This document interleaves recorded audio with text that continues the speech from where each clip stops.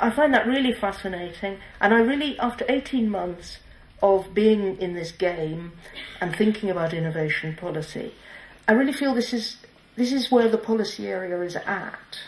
It's about bringing together people who wouldn't otherwise have been in contact. It's about drawing, and companies know this, including big companies, it's about drawing in new ideas from unexpected sources. So I think SELUSI is really bang on. I think it's very modern, very relevant. I can see the data that you have is very potentially useful to policymakers. And I think Mr. Barnier particularly actually would be interested in, I know the data needs further interpreting, but I mean it's certainly very interesting for them, I think. So I'll just end by thanking you for inviting me again, and to say that I really think you are onto something. It's very interesting, it's very novel. I'm really happy that FP7 helped you to do this. Thank you.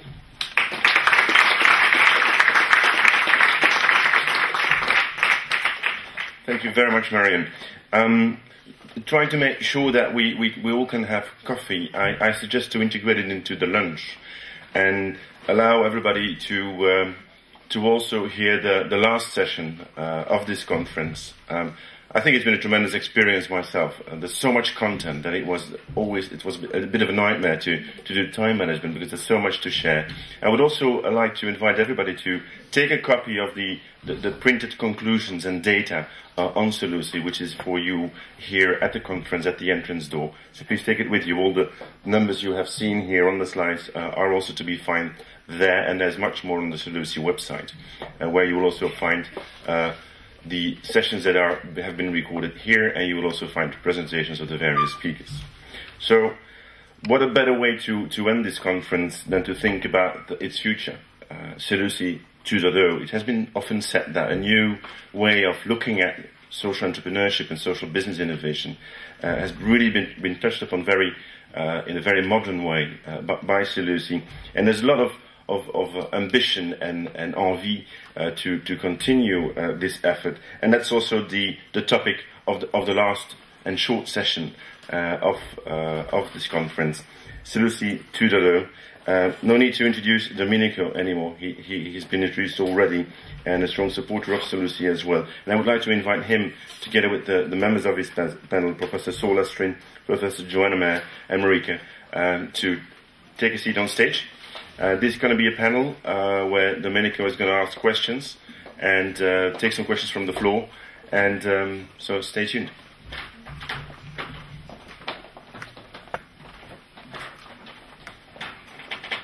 Okay, thank you very much.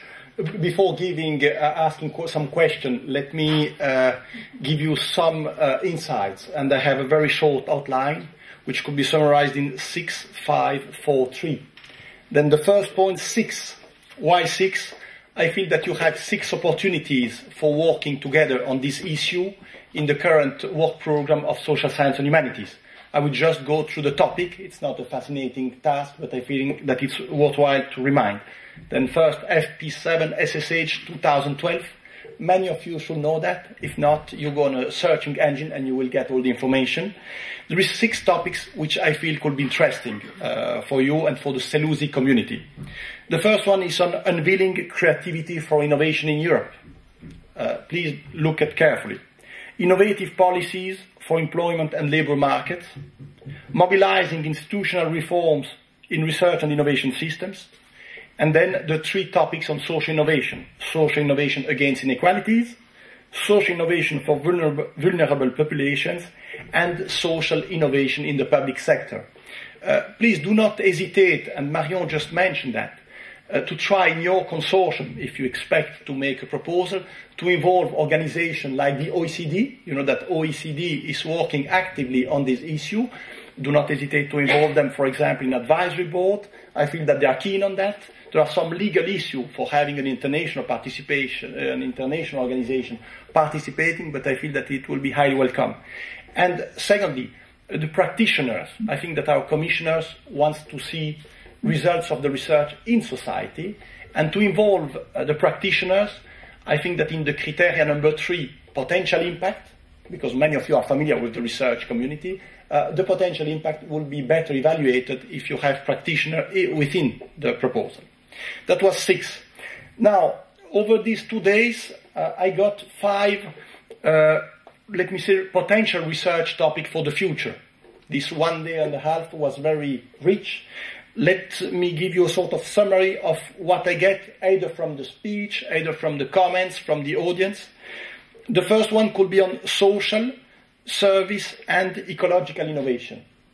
I think that yesterday we had several presentations on this issue, social, service, and ecological innovation. Another research topic which has been raised also yesterday is the question of scaling up the activities of social entrepreneurs. I feel that was also mentioned several times. And also the question of survival of firms, of social enterprises. I feel that these are certainly 2 first important topics. The third one, which I personally find quite interesting, it was not directly mentioned, but it was underlining several questions, is the issue of social entrepreneurship and localization. Are social entrepreneurs limited to the small and local or not? I feel that yesterday we discussed this issue of globalization, but that could be also a subject of future research. The fourth question is related to productivity.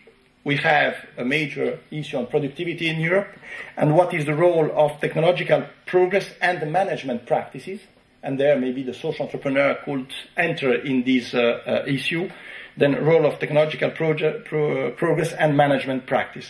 And last but not least, it was raised mostly this morning, is the issue of values of social entrepreneurs versus mainstream. Then you get the six topics for now. The deadline is the 2nd of February. You get my 5 points that I got for future research. I will ask you a question now. Then let me take the opportunity for having the floor to say the 4 things that I like in this conference. The first one is that there was a very good mix, a very good balance between academics and practitioners. That was not at all the case in all the conference. In most of the conference, you have 95% of academics and 5% of practitioners by chance.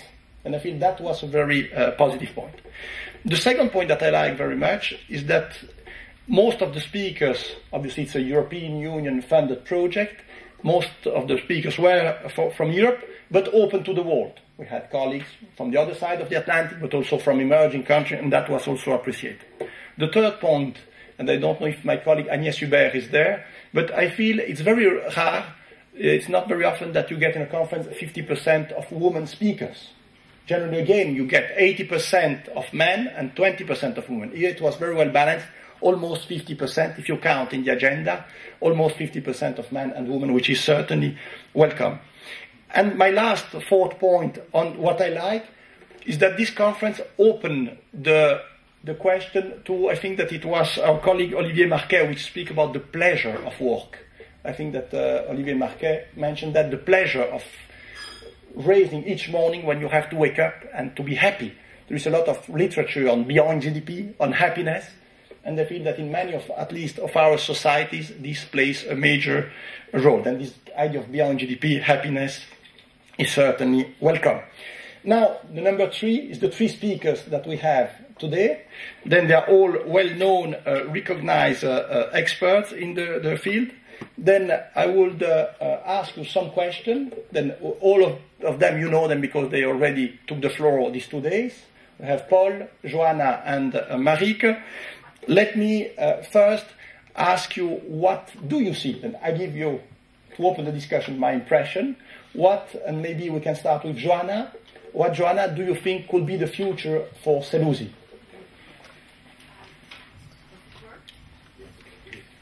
Yeah, it works. Thank you, Domenico, and also thank you for laying out and then summarizing a little bit also the last 2 days. For me, the conference was special, not only because it's always a special moment if you're, after all these years, you stand here and you present, and also this particular project had many different facets, and it was a unique opportunity to present the different facets of this particular project. It was a special conference because it just coincided with what's happening here here in this very place at the European Commission.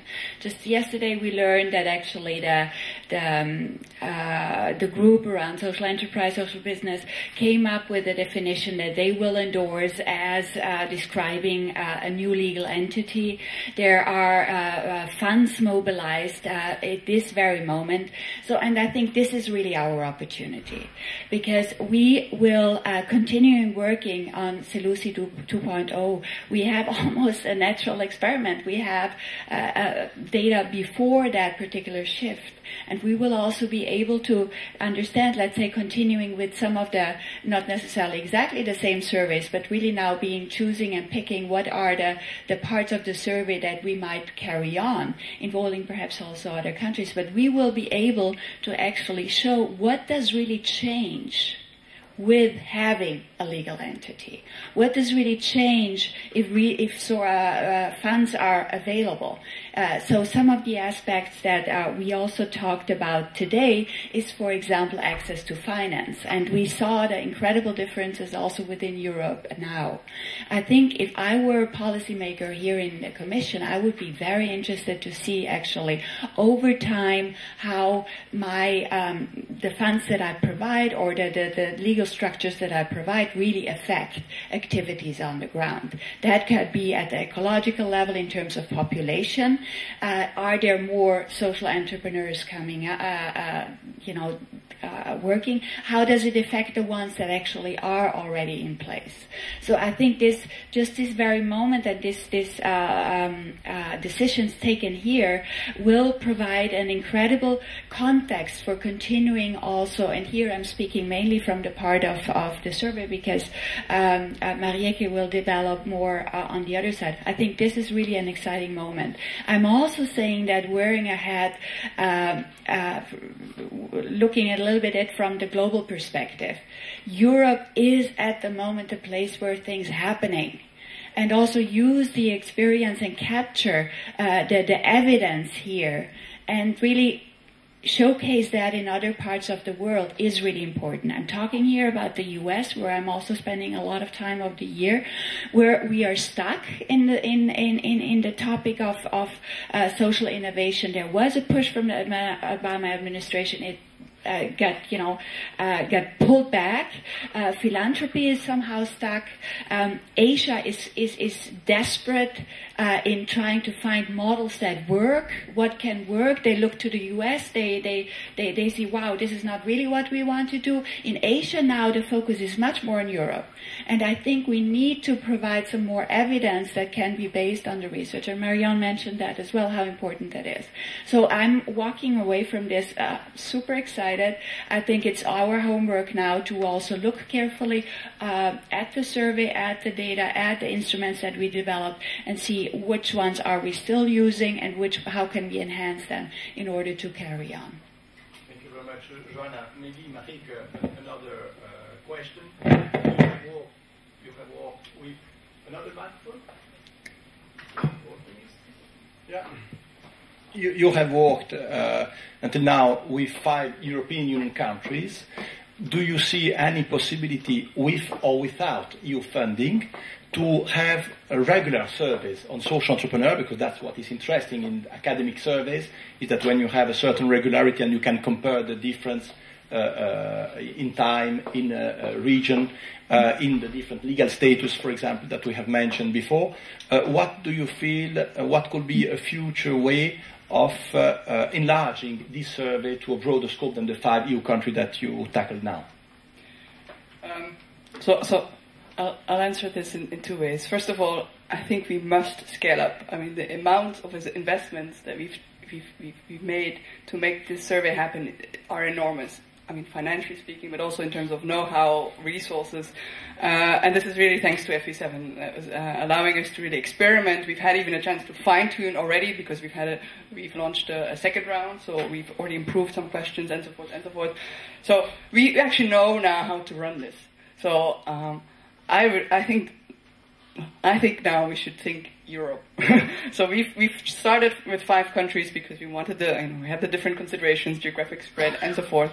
Now we should really be thinking about how to, because the data becomes more and more interesting as you can contrast different countries' experiences, and for this really we need to gather more evidence. So the good news is we have a machine now which can do this.